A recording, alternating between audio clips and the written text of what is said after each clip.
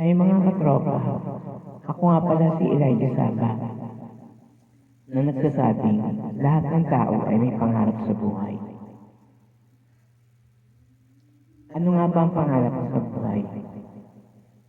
Ako, ang pangarap ko sa buhay ay maging isang tunay na computer programmer. Sapagkat kaya kong gawing makabuluhan ng mundo sa pamamagitan ng teknolohiya at itama na rin ang dapat itama. Kaya, para matupad ko ang aking pangarap, nag-aral ako mabuti.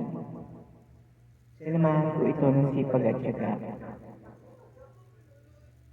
Gustong gusto ko ang aking pangarap sa buhay, kaya bata pa lang ako, nagbabasa na ako ng computer books.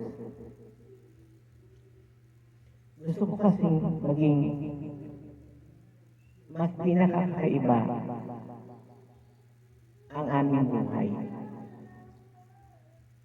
Kaya, noong nakatapos ako ng pag-aaral, in-apply ko ito sa opisina hanggang sa makamit ko ito.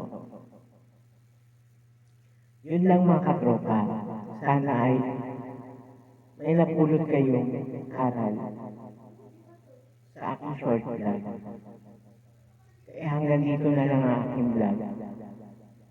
Muli, ako si Elijah Saba na nag-iiwan ng katagang walang masama kung mangangarap ka.